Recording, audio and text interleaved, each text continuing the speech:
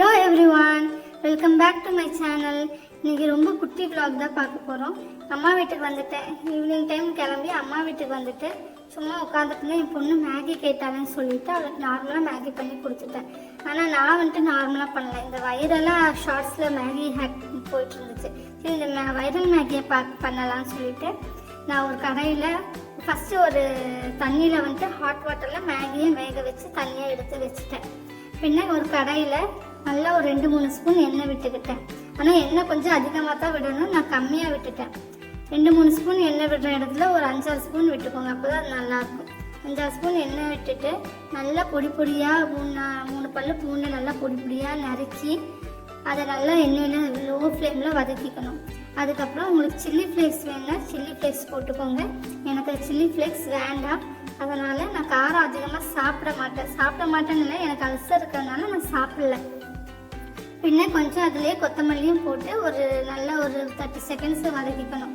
நான் பாருங்கள் ஆயில் வந்துட்டு கம்மியாக போட்டிருப்பேன், எனக்கு அது பத்தாமல் இருக்கும்.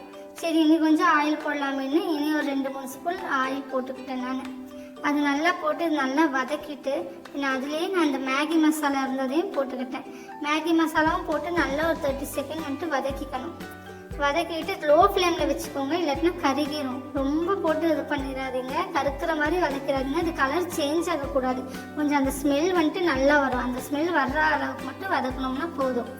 அதுக்கப்புறமா இந்த வேக வச்சிருந்த மேகியை எடுத்து அதிலே போட்டு நல்லா கலந்து விட்டுறணும். ஒரு 2 கரண்டி எடுத்து நல்லா கலந்து விட்டுக்கோங்க. 2 கையால் நம்ம கலந்து விடுற மாதிரி நல்லா கலந்து விட்டுக்கோங்க, இல்லாட்டினா அங்கங்கே அப்படியே கெட்டியாக நின்றுடும்.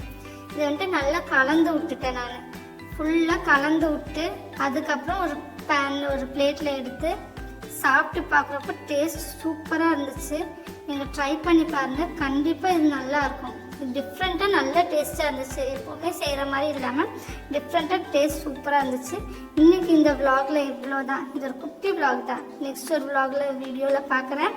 மறக்காமல் என் சேனலை சப்ஸ்கிரைப் பண்ணிக்கோங்க, ஒரே ஒரு லைக் மட்டும் போட்டு விட்ருங்க. பாய், தேங்க்யூ.